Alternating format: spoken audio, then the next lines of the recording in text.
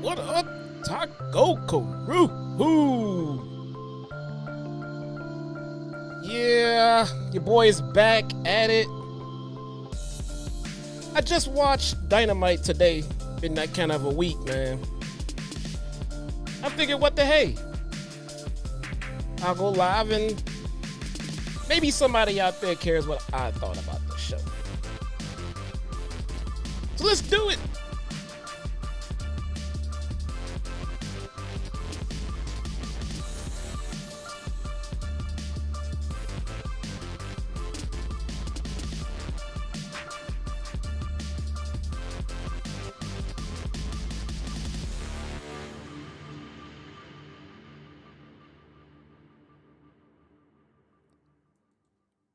What is going on, everybody? My name is Jesse, aka your very own one and only Shot-Town Smark. And I got a few things I want to get off my chest tonight, man. First and foremost, how's everybody feeling out there? What is going on? Gary, Big Wheezy, Sinister, Quaz, Rage. I appreciate you all joining me. Sarah, JC Sports, all of you guys. Sherrod, I appreciate you guys, man. I absolutely do. So, I've had an interesting week, all right, to say the least. It was eventful, and yeah, you know what, man? I figured, what the hey, I'll come here and I'll speak my mind. I'll speak my mind to you guys. I figured I might need therapy after this weekend, but you know what? Maybe you guys are my therapy, man. So when somebody asked, did you talk to someone? I did. I talked to everybody with the YouTube app. That's who I talked to, man. So I appreciate you guys being here. If you are not following, please follow. Please subscribe. Turn on the alerts. Follow me on X, Twitter. Sorry, I don't know why I accidentally called it X, because nobody fucking calls it X. IG's right there on my glorious desk right here in front of us, and let's get into it. So, Dynamite this week came to us from, I believe it was Spokane. Washington, if I'm not mistaken. And they moved Dynamite from its usual night, Wednesday, to Tuesday. All right. I believe for NHL action, if I'm not mistaken. So they moved it to Tuesday. And then right away, I think I was in JD's Raw stream when he said, yeah, me and Jesse will be covering Dynamite, on Tuesday. I was like, oh, crap, it is on Tuesday, isn't it? I can't do it. Because I had a death in my extended family. So, my best friend, his father passed away, and there's suspicious circumstances around it. So, it's quite dealing with a lot, and this man was pretty much like a father figure to me, man. I've been visiting his family and hanging out with his family since I was in high school. Man. So we were close. Man. And it was already hard to deal with that. So the wake was Tuesday evening, and then the funeral was Wednesday morning. And he was a veteran. He was a war hero. He's got all kinds of medals of honor. He's got the Purple Heart. He's got all kinds of amazing stories to tell. We would go to their house for a 4th of July party every year. Every year we go to their house to celebrate the 4th of July because of where their house sits when the town does fireworks displays. Their backyard has like the perfect visual of it. So we didn't even have to go to the park. You can see it from the backyard. So we would barbecue. We would have all of the kids over, all of my kids, his kids. But before that, it was just us, all his friends, Now all of a sudden we go there with our kids. It's literally been our 4th of July memory, like as long as I can remember. So we would all go to their house and we would get to sit. And my friend, I think in the beginning, he used to think that his dad was boring me with his war stories and everything. Man, I looked forward to them, man. I looked forward to hearing those stories, man. We would be all hanging out, playing some, doing this, interacting, and you can catch me sitting right there listening to him tell these stories, man. And I was all ears. As he got up there in age, it wasn't until like lately where like some of the stories were repeats and ones that I've heard before. I didn't care. The awesome part was he doesn't remember telling me the stories, but the stories were always consistent. The stories were always the same. That's how you know they were true. They were consistent each and every last single year, man. So I would go to their house for the 4th, and I could spend like half my time there just hanging out and listening to his dad tell us old war stories and stuff. And then his health declined, and his my friend, his son, lives about an hour away in the city, but I live like 5 minutes from his parents' house. So I used to go over there and just pop in and check up on him, see what was going on. I went over there for Father's Day not that long ago, just to pop up and see how he was doing, man. It was great, man, but he passed away. And so we went to the wake, right? We go to the wake on Tuesday night, and I'm already like, man, I want to make sure I'm here for all of the services for this family because, my friend's mom's just as close to me, man, And the rest of the family, all of his brothers, they all see me every last single year, man. So I want to be there for all of the services, right? So we get there. We're the first ones there. And we're there for a while, there for an hour or hour and a half or so, something like that. And just meeting people, meeting more of the extended family and stuff like that. And and they tell me that there's food downstairs. So the kids were getting hungry, right? So my wife takes the twins downstairs. It's just me, my wife, and the twins. My oldest was at school. She had something to do at school, and she was gonna come to the funeral with me the next day. So they go down and they get something to eat, right? And I guess they had a layout of cookies, and my daughter, she grabbed a cookie, and had a cookie, and turns out she had an extremely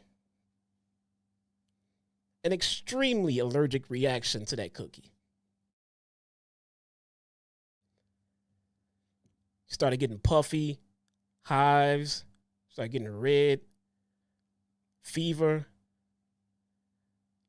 So my wife immediately beeline to the drugstore and grabbed some Benadryl.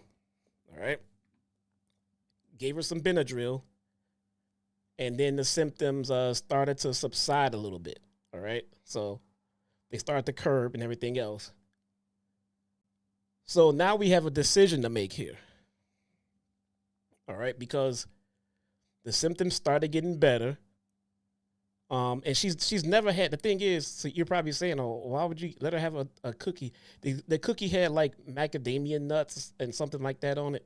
She's been exposed to all kinds of things. She eats peanut butter and jelly on a regular basis, daily.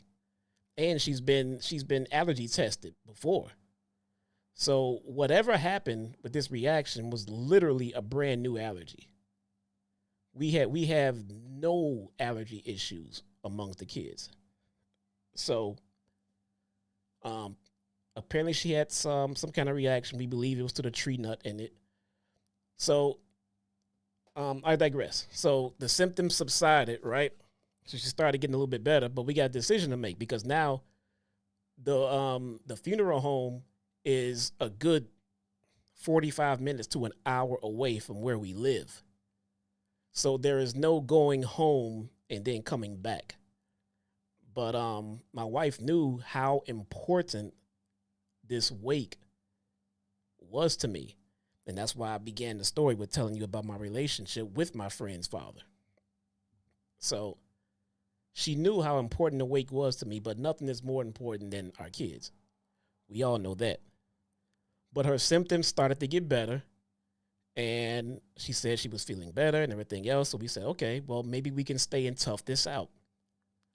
So we just got ourselves on high alert and so came up with a plan. Like, okay, well, if everything stays the same or gets better, we're good.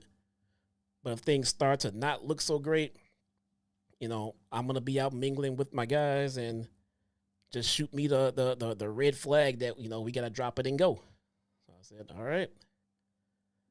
So I went back out to my group of friends or whatever, and we were just hanging out, shooting the shit or whatever. And not that long later, I think maybe like 20 minutes, a half hour later, I see my wife come out and grab me, and she's like, that's it, we got to go.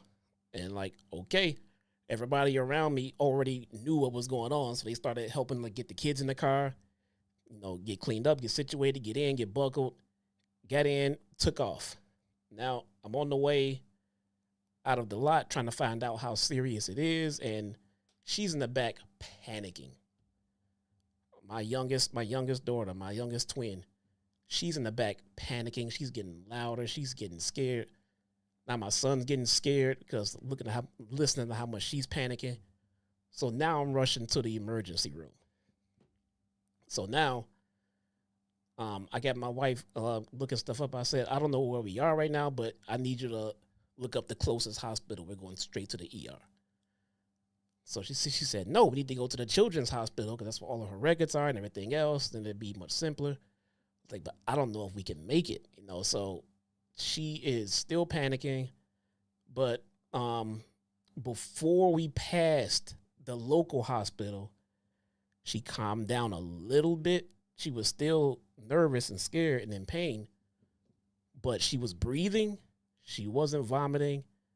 And we think we had a chance of making it to our hospital, but it was like another 20 minutes, something like that.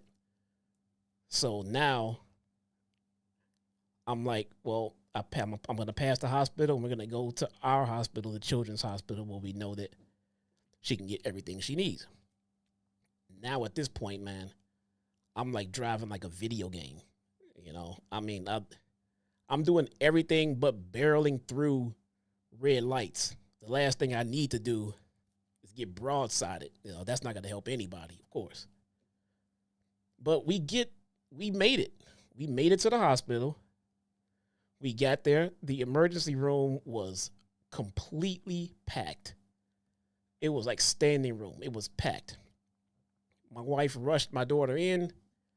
and told them what was going on, and they completely bypassed everyone in the ER. Everyone who I'm sure feels like their emergencies were just as important.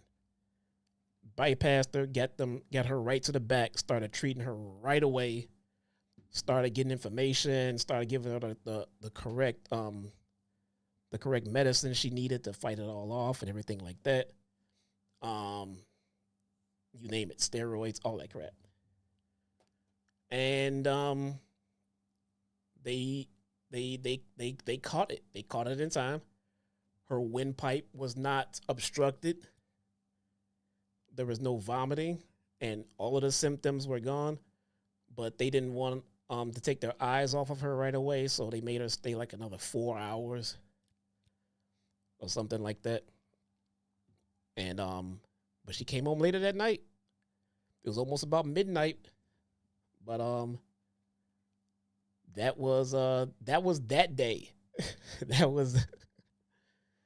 that was that day.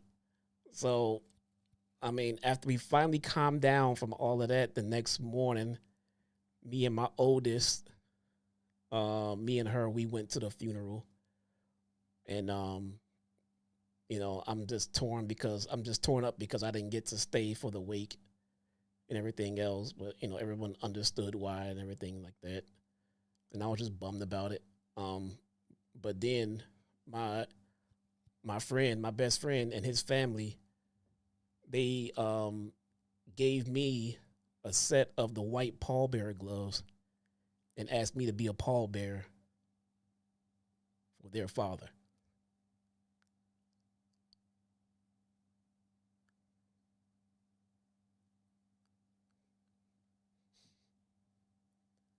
It just made it all worthwhile,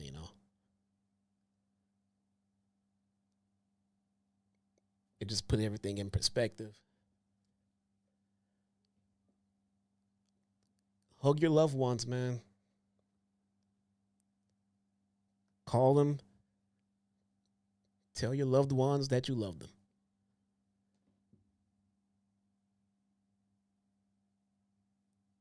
Because I did not expect to be a pallbearer on that day.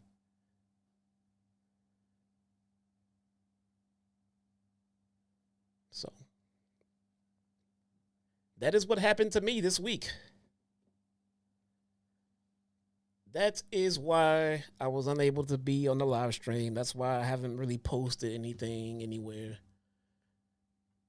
Just had a whole lot on my plate, man.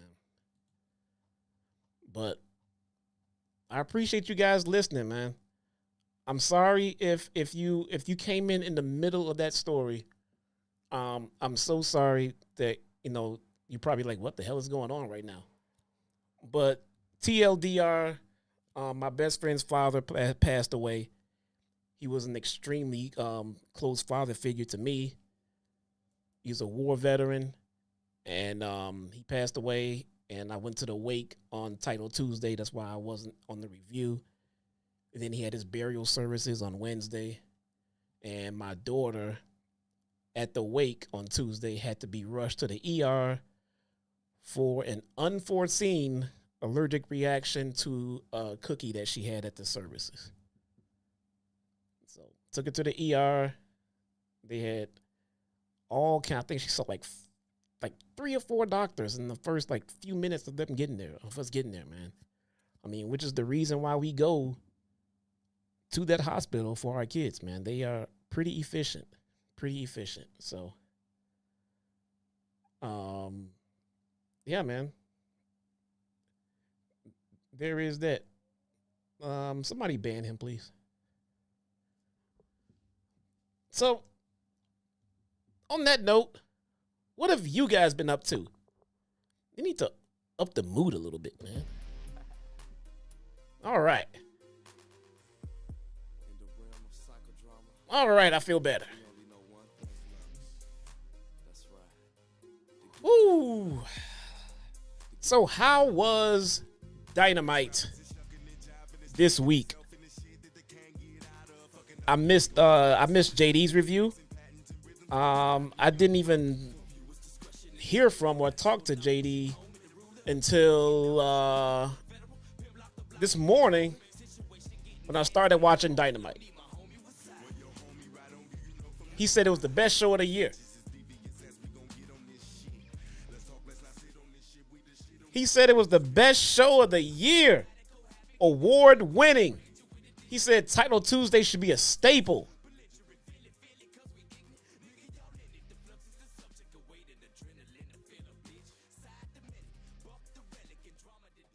Maybe JD's overreacting, man. I don't know. Was it look, I watched the show, okay? I did. I watched the show. And it wasn't great. It wasn't great. Yeah, I saw the viewership. I saw the viewership. It was moved from its traditional night. It was moved from this traditional night. I mean, it was already anticipated that it was going to be low ratings because it had to move. It wasn't so bad. Okay, look, it was bad, all right? Look. It wasn't great. Let's just get into it. I'll pick out the parts that I did like, and we'll go over it. Dynamite kicks off with a video of Jon Moxley saying it's been disconcerting watching Bryan Danielson trying to kamikaze himself for the last few years. Someone has to do it for him, and it's gonna be Mox. Let's see. As his world closes around him, Danielson will embrace his dark side, and Mox will be ready because he doesn't have a choice. He says there aren't enough people in the state of Washington to stop him on Saturday night at Wrestle Dream. Mox will run into the mouth of war and beyond. Stand down while you can, run while you have the chance. Man, he said one day he hopes Bryan will understand that it's got to be this way. But he can't worry about that right now because the stakes are too high. Now, let me tell you guys something, man. I thoroughly enjoyed this promo. I thoroughly enjoyed this promo from Jon Moxley. I thought it was God tier. I thought it was absolutely incredible. No one delivers a promo like Moxley, man. And that's when I started texting JD that, hey, I'm gonna start watching Dynamite right now. He texts back, oh man, that's how I envisioned him texting me when he was texting. It's kind of how it came out. I said, look, bro, it's so far so good. I'll read you what I wrote him. I'm not even kidding. I'll read you what I wrote him. I said, so far so good. That promo by Mox was God tier. I said, Darby and Brody were great. What could possibly go wrong? Then I said, ... Hologram just came out. Frowny face.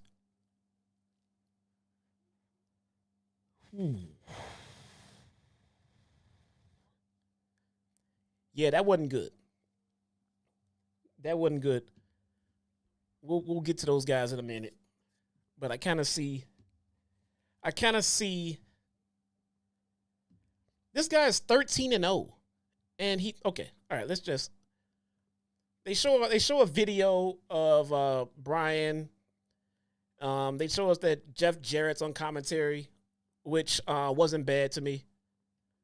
Jeff Jarrett on commentary is absolutely somewhere I would rather have Jericho. Rather have Jarrett and Jericho than in the ring. Darby Allin makes his entrance, comes down to the ring, and calls out Brody King. Brody comes out, grabs the mic, enters the ring. Darby talks about their past when they used to stay in crackhead motels on the indies. Stay up all night, talking about making it big one day. Fast forward, and Brody was out of a job with 2 kids, and Darby is the one who got him his job in AEW. Now he bought his family a house, and he helped his father retire. But he still wants Darby's spot as the face of the company. All right. Brody cuts him off and says he's right. Darby has everything he wants. The difference is that Darby has a death wish, though. Brody doesn't take it for granted, but Darby probably gonna get himself killed. Darby demands that Brody put him out of his misery. Darby slaps him in the face, or Brody knocks him down, knocks him on his ass, and then Brody chokes him. But Darby pulls out a rock. Not the rock. Pulls out a rock, started smashing him in the hand, then hit him in the face and everything else. Just like that, they got a blood feud, man. If you don't remember what these two went through together before, well, they showed some of it tonight on that night in the package, but they had a really good fucking feud. They tried to kill each other. Well, Brody tried to kill Darby, and then Darby tried to kill Darby, pretty much. But yeah, so they're going to run it back. I'm with it. I'm with it, man. I want to see what they got up. I want to see what they got for us on this one. We'll see. But so far, so good. Mox, Brian, Darby, Brody. A+ show. A+ show. Y'all don't know nothing, man. A+, A+, A+. Jake Roberts is backstage with Lance Archer. Good. More Lance Archer, the better. This show just gets great. The creative is on point. Everything makes sense. What is there to complain about? Don Callis shows up and announces that they have pulled off the first talent exchange in AEW history. Okay. Callis now represents Archer. Okay. Jake and Dom shake hands on it. Archer shakes Jake's hand and leaves with Don Callis. Okay, well, no hard feelings there. They still cool. Renee asks who Jake got in return. She says she loves surprises. Jake says so does he.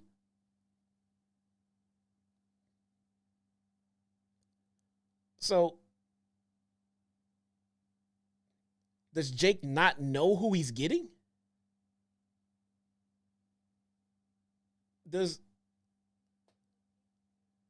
Okay.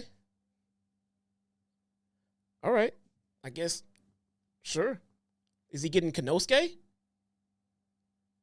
Is he getting Takeshita for Lance Archer?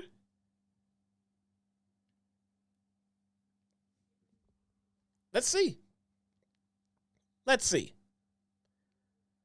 Daniel Garcia arrives at the building, and Renee tells him, hits him up for an interview. She says he owes it to the people. He says he owes it to the people to tell them himself in the ring what's going on with him. All right? We've all known, if you haven't known for a little while, but Daniel Garcia has already re-signed with AEW. But he's going to come out to the ring and tell us the news himself. He's going to be somber about it. You know? He's going to be dismissive. We'll see. So far, this show is fucking fine. I don't know what's wrong. I don't know what's wrong with you fucking people. At this point, the show is God tier. Then we get Hologram versus Commander.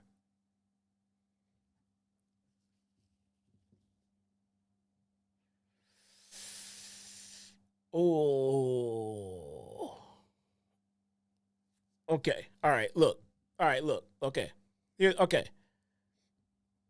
Okay. Look. Hologram is apparently 13-0. And this is his first Dynamite match. And he's facing Commander. I don't know if TK knows that nobody gives a shit about Hologram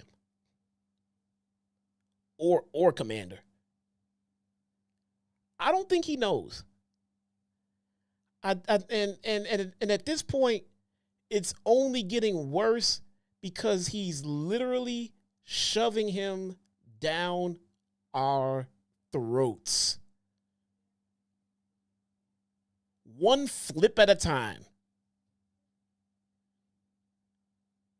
Nobody likes this guy. He's very cookie cutter. I can throw a dart and hit a wrestler in CMLL and hit a Hologram. No one gives a shit, man. I'm not going over this match. It was paint by numbers. It was paint by numbers. You flip, I flip you. We do the stare down.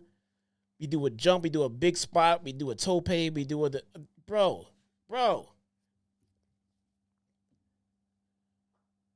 You just gave us this with Ricochet.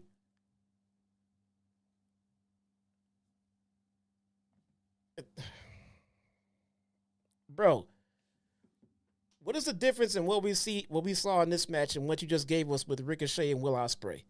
Only difference is we actually care about Ospreay and Ricochet. Ricochet for now, but I mean, they better hurry up. Just for the record, they better hurry the hell up. These guys are wasting time on television. He was wasting time on Collision and Rampage. Let that sink in. He was wasting time on the weekends. Nobody wants to see him on a Wednesday or a Tuesday. We don't want to see him on Fridays and Saturdays. I don't understand what his fixation is with Hologram. I really don't. Maybe he just wants somebody to, maybe instead of renting his luchas, he want to make one himself. He wants to have one homegrown or something. I don't know. But I hope he's not going to try to push this guy up the card because I'm sorry, man. It is not working for me. It feels like an 80s gimmick. Hologram. How creative was that? Jesus, please, dude. But look, okay. It's one bad match. And the match was botchy. These guys are supposed to be the best at what they do, and they botched their how? How? Anyway, we're going to get past that one bad match. The show is still fine. We're fine. Everything is flowing. Everything is making sense. Relax. Jake Roberts comes out to the ramp. Roosh, Beast Mortos, and Drilistico suddenly hit the ring and attack Hologram and Commander. I don't like where this is going. All three men put their fists together. Mortos hesitated for a couple of seconds. For the symbol of LFI, they show Jake Roberts on the ramp doing the same symbol. Commentary tells us that Drilistico, Roosh, and Beast Mortos is who Jake Roberts got in the trade.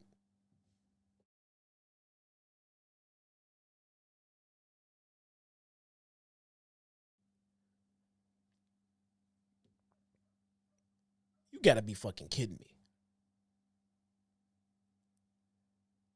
You gotta be fucking kidding me. Let's start with this.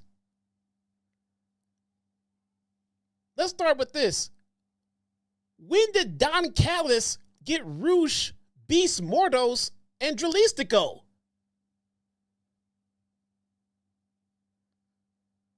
When were they in the Don Callis family.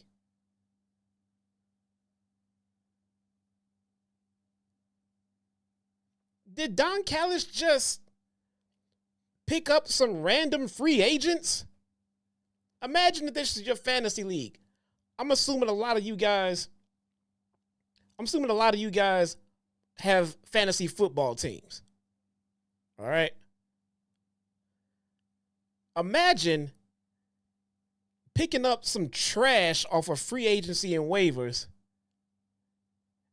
and then trading them for a known player. And that's the big they were not in the Don Callis family. No, they were not. They were not in his second family. Okay, yeah, maybe a part of his adopted family. All right.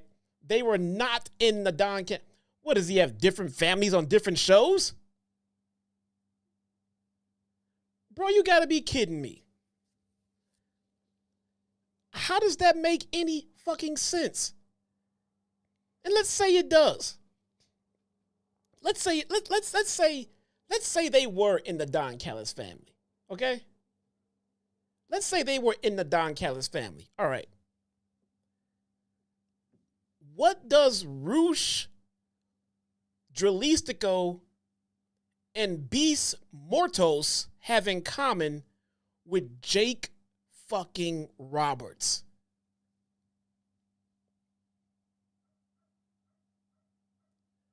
What is Jake gonna? Is Jake gonna show Roosh how to do a tope? What are we doing here? Beast Mortos?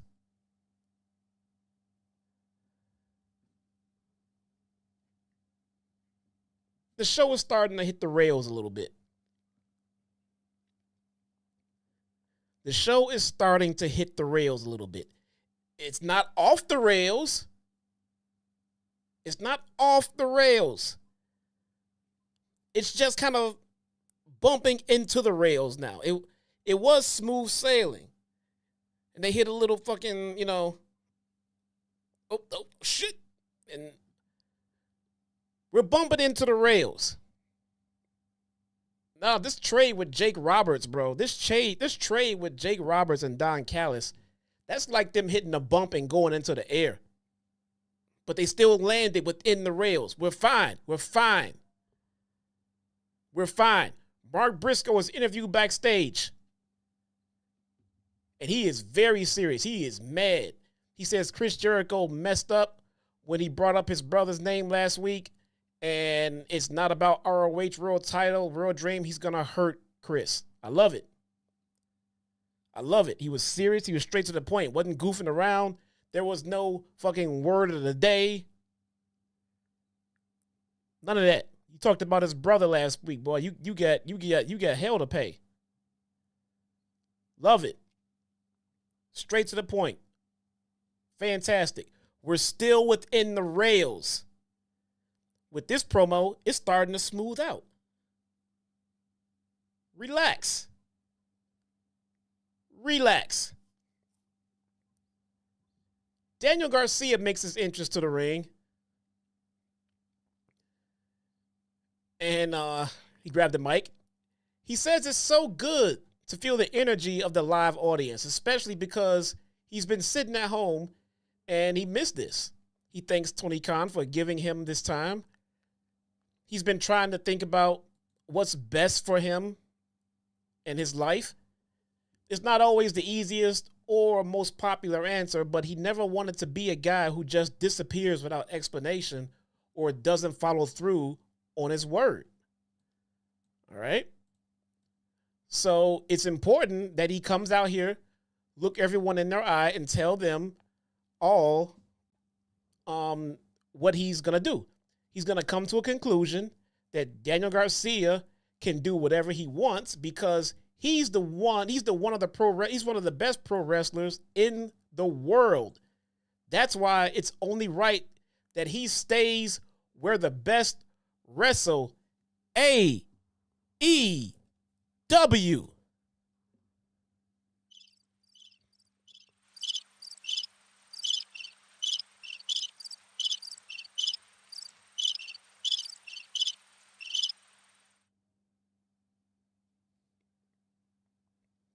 And the crowd goes mild. Ooh, that was rough. This is the Daniel Garcia that AEW built his future off the back of. He starts changing things in AEW right now, and nobody with a championship is safe. The feeling is restored.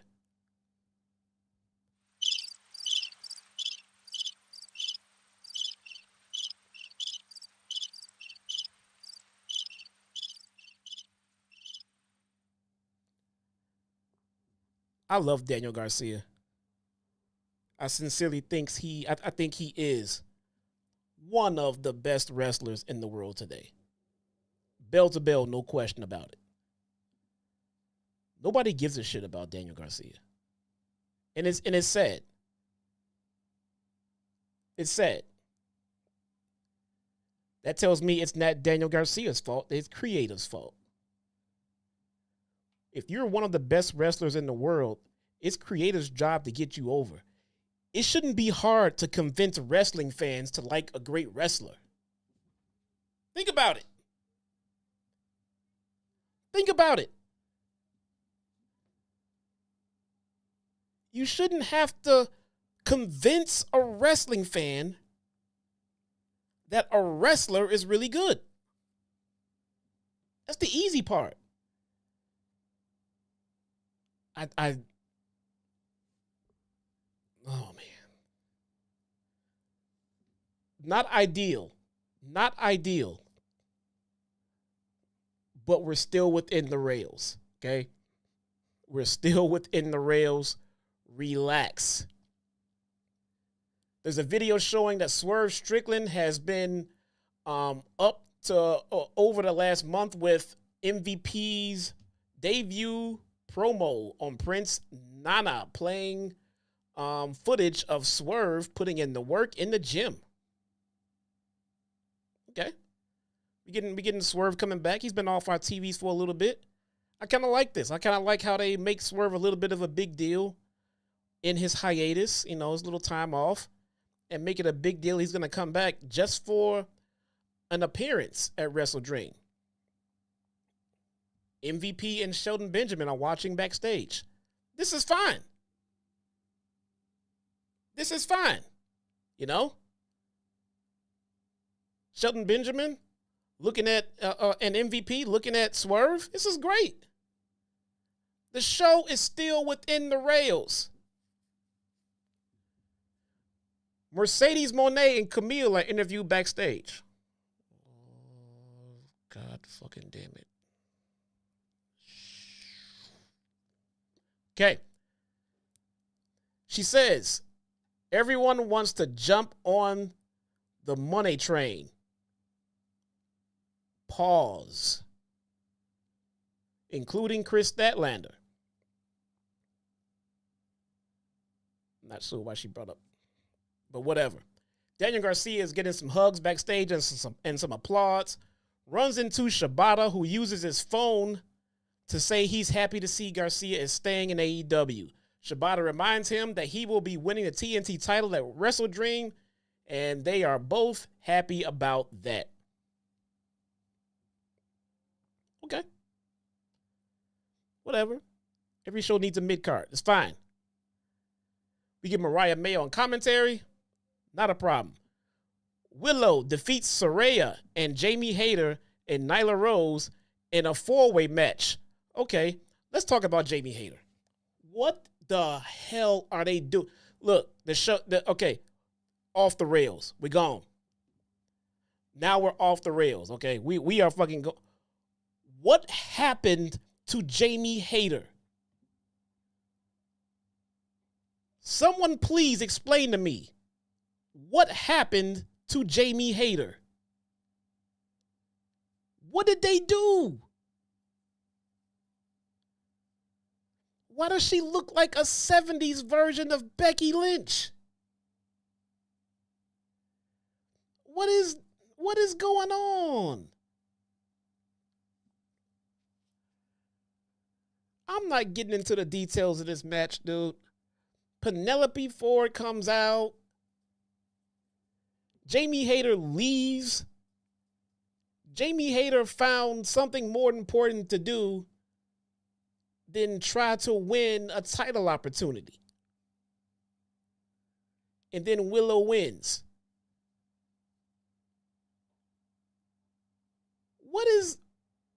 Why does she...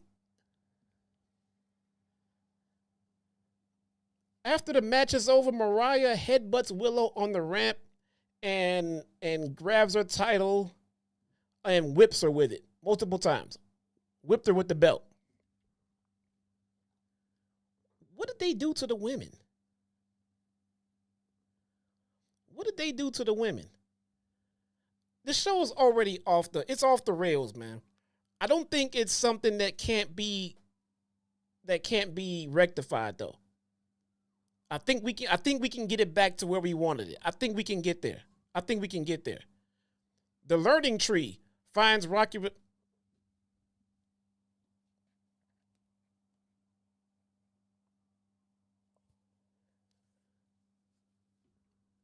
The learning tree finds Rocky Romero backstage. I'm not covering this. The learning tree segment never happened. Jay White defeats Cody Chun.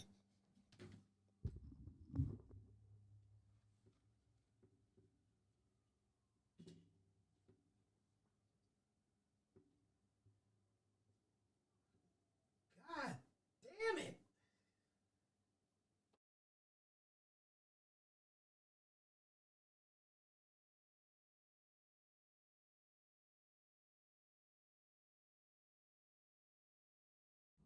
Why does Jay White need a jobber match on Dynamite? Why does...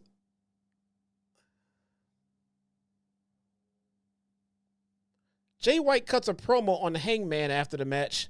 He says Hangman is one of the two men who knocked him off his path of becoming AEW World Champion, which means he's one of the two mistakes he needs to correct. It's perfect that Hangman is coming for him because he wants him in the ring one more time.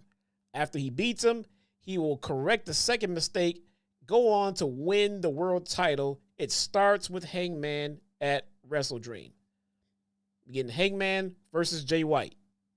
Any complaints?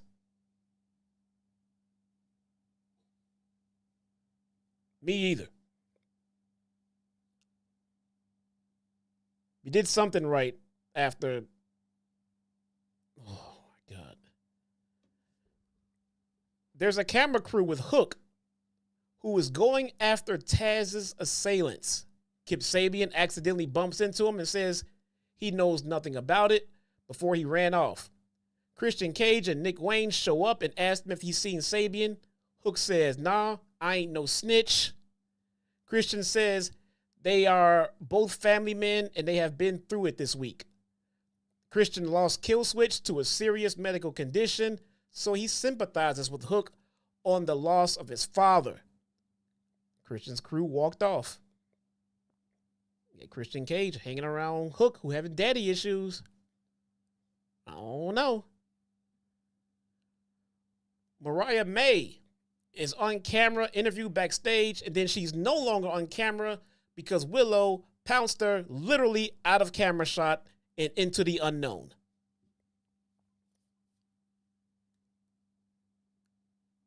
They say that they're going to have a title match. We knew that.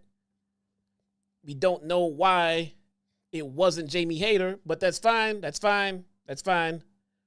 Whatever. This show is still salvageable. It's off the rails. It's definitely off the rails, but you can bounce back onto the rails just as fucking easily. Relax. Mercedes Moné faces Emi Sakura.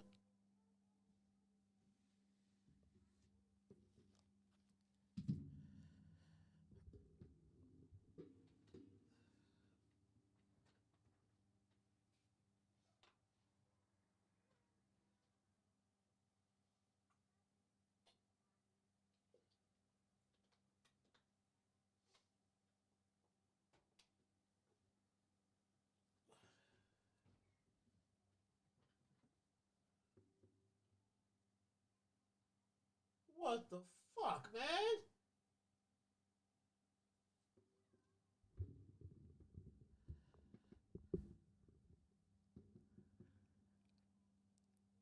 It,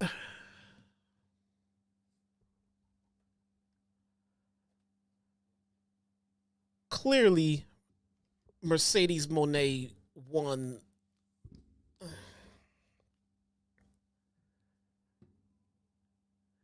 Mercedes Moné won. Commentary spent a whole lot of time trying to convince us that this was a formidable matchup. I have an extremely messed up love-hate relationship with Emi Sakura. I love to hate her. This was not going to go over well with me. Mercedes and Camille go to beat up Sakura because she could be a threat. But out to make the save is Chris Statlander. She goes at it with Camille until Monet pulls her bodyguard out of the ring and they leave. Chris Statlander with the save. I thought Statlander was a goddamn heel.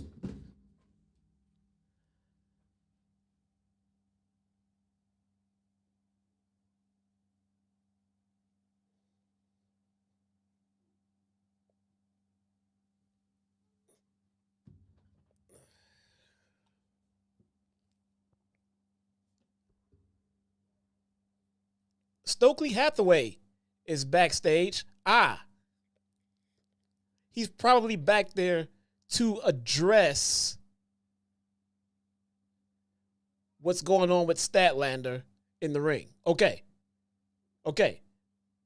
This could be an explanation. So let's see what Stokes got to say. Stokely is backstage trying to convince Private Party that they have all the tools they need him to get to the next level. They accuse him of hopping the bandwagon now that they are now that they're the number one contenders for the AEW World Tag Titles at Wrestle Dream. Thanks but no thanks. Stokely leaves.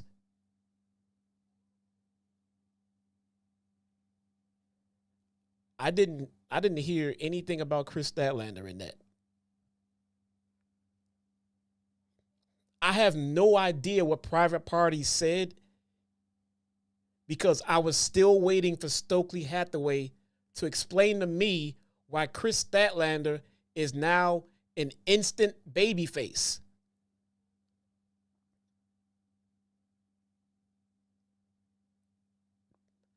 Maybe Mercedes and... yeah, maybe Mercedes and Camille, maybe they turned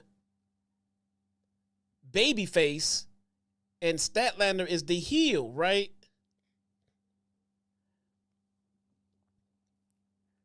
I don't know what Private Party said. I don't care. I'm still trying to figure out what happened with Chris Statlander at this point. This show has gone into the shadow realm. It is so far off the rails that it's just in the no land beyond at this point. Tony Schiavone is in the ring. He introduces the AEW International Champion Will Ospreay, who isn't happy about Takeshita ruining his match versus Ricochet. I thought Takeshita was gone to Jake Roberts, or at least Kyle Fletcher.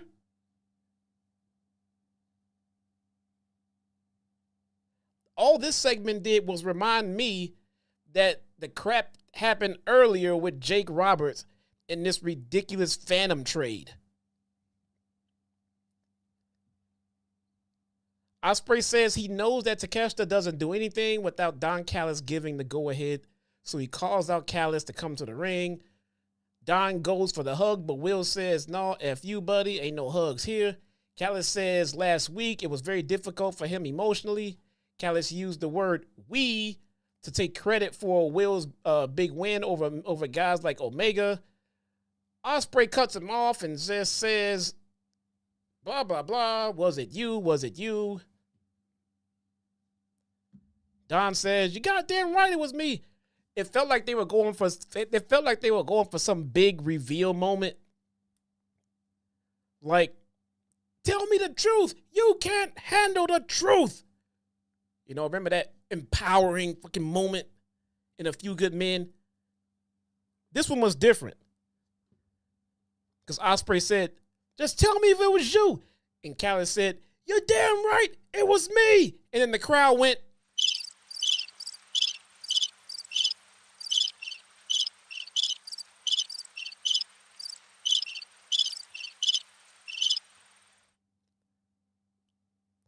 Want to know why? Because everyone already knew. Everyone already knew. The crowd knew. I knew. You knew. We knew. Everybody knew but Ospreay, apparently. We already knew. Get to the end of the story. Get to the parts we didn't know. Unbelievable, man. Let's see. Callis says he sued to manage the best wrestler in the world. He used to manage the best wrestler in the world, but he threw him away for Ospreay. Maybe he needs to do it again. Ospreay says they are done, so Don slaps him in the face. Ospreay grabs Don and tosses him to the mat. Takeshita attacks and goes at it. They go at it, but then Kyle Fletcher gets in the ring, and they sat there and they looked at each other. They didn't do anything. Ospreay is distracted by Konosuke. Callis hands Fletcher the screwdriver and tells him to use it on Will. Kyle drops it and leaves. Ospreay gets the jump on Takeshita, but Don rakes the eyes from behind Takeshita with the vicious elbow strike to lay out Ospreay. Ricochet runs down to the ring, takes out Takeshita, springboard move. Ricochet hands the title to Ospreay like the good frenemy he is.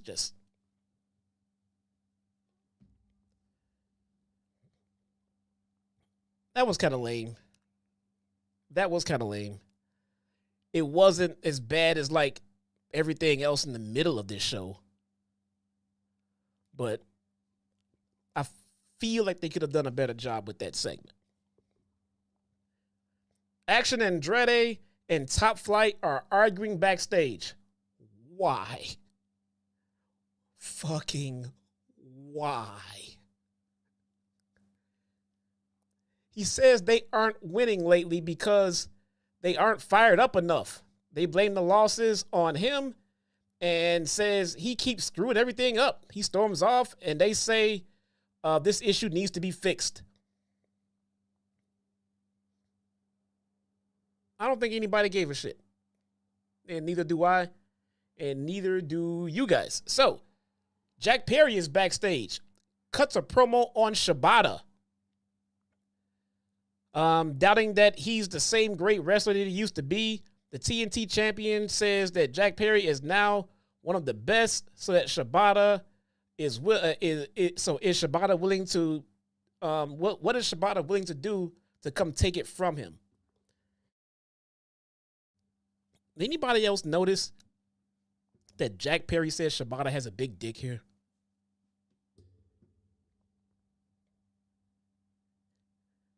That's the only thing I remember from this promo. Jack Perry, I'm pretty sure he did not. I was a little distraught from all of the other non-action that was happening before, but I'm pretty sure I heard Jack Perry say Shibata had a big dick.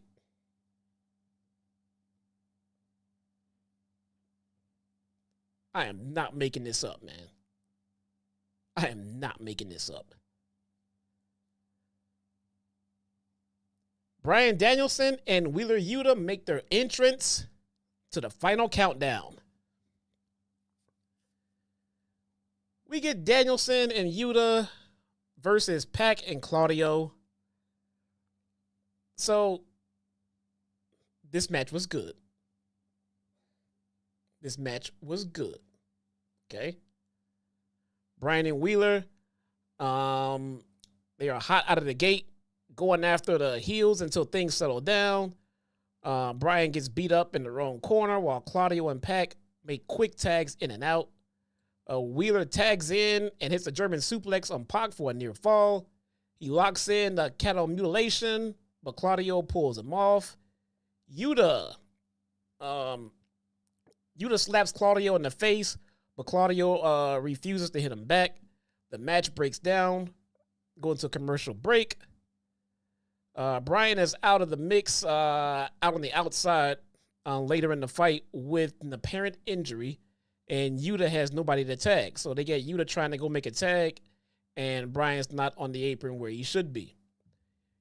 Yuta fights off both men, though. Claudio tries to reason with him, but Yuta won't hear it. Bryan is back up on the apron, and Bryan tags himself in. So I think that was an important note in that match where Yuta didn't go and tag in Bryan, who was back on the apron. Bryan got back on the apron and tagged in Yuta, and then Yuta immediately turned and looked like where the hell you been type deal. He hits running drop kicks in the corner on Claudio and follows up with a series of strikes. Bryan is ready to kick Claudio's fucking head in and proceeds to do just that until Pac breaks it up. Bryan drops Pac with a shoulder takedown onto the mat, and then he starts to kick his head in too. Bryan gets a near fall on Claudio with a back slide. Bryan is about to go for the running knee, but he's distracted by Moxley, who's come out. I love how the commentary then said, Moxley's out here. I don't think Bryan was expecting Moxley to come out. If that's the case, Bryan was the only one not expecting Moxley to come out during the Go Home show. Ugh. Claudio hits the swing, hits the Swiss death uppercut, and Pac follows with a 450 splash with a near fall. Pac has the ring hammer, and the ref is distracted by Claudio. Yuta disarms Pac, grabs the ring hammer. Danielson gets Pac in the label lock for the tap out victory. Bryan and Moxley fight to the back after the match is over, while Marina Shafir blasts Yuta in with knees to the gut at ringside. Claudio has the hammer in his hand, and he smashes Yuta in the stomach with multiple times with the ring hammer. Let's see. Bryan and Mox fight back into the arena. Bryan takes out Claudio with running knees. Shafir pulls Mox out of there, and the rest of the heels, they all leave. Bryan does the yes chants. Yuta lays there in pain. Show goes off the air. So, maybe the show was not very good at all after all. It had a strong opening, okay? Moxley coming out, cutting a strong promo. It's a good opening. The main event, pretty good. Solid. It's fine. Everything in the middle. My God, dude. Oh, my God. What in the holy hell is happening? Why is Chris Statlander a baby face all of a sudden? Why is Hologram? Why? Just why is Hologram? Everything Hologram. The women. Jamie Hayter. My God, bro. What happened? If you're gonna, so I'm hearing that they got the lowest rating ever. Again, I wasn't kidding when I said earlier it was on its off night. Nobody goes to a different night and gets par ratings. They're always subpar. Always, always, always, always, always. And once again, for those who don't know, I genuinely don't care about the ratings. I think the ratings will be fine, and the ratings will get to where the ratings need to be if you just put on consistent, great television. You don't need one special appearance by someone. You don't need one special event to spike the ratings. All you need is consistent, great television, and the ratings will follow. Word will get out. People will start talking. Hey, what the hell, man? AEW's killing it. Tune in to Dynamite to check out this story, this match. Check out this star. This shit is lit. Turn on Dynamite. There is nobody running to tell people to turn on Dynamite. Not with shows like this. Why is Jake Roberts managing the Lucha Underground? Why? Why is Jamie Hayter? Why? Oh my God, man. I don't know what to fucking say. But guys, that is today's show. That is today's show, man. I appreciate all of you guys coming to hang out, man. It feels good to be back. It genuinely feels really good to be back, man. I had a rough week, and just sitting down and getting the time to just shoot the shit with you guys, man. It feels good. It feels good. So I appreciate you guys, man. We will read the super chats, and then we will get out of here, bruh. It's been one hell of a week. And let's see. That's it. That's all of the super chats for the night. So that's it for the show. Thank you guys so much for joining me here tonight. I appreciate you guys, man. I did need this time to get back in the swing of things. I'll keep monitoring the social webs for any breaking news, and if something comes up, maybe I'll do a story on it. Maybe I'll do a quick video on it. Maybe I'll go live with it. We shall see. That is the show. I appreciate you guys so much for being here. I genuinely do. My name is Jesse, a.k.a. your very own one and only Chi-Town Smart, and I will see you guys next time. Peace.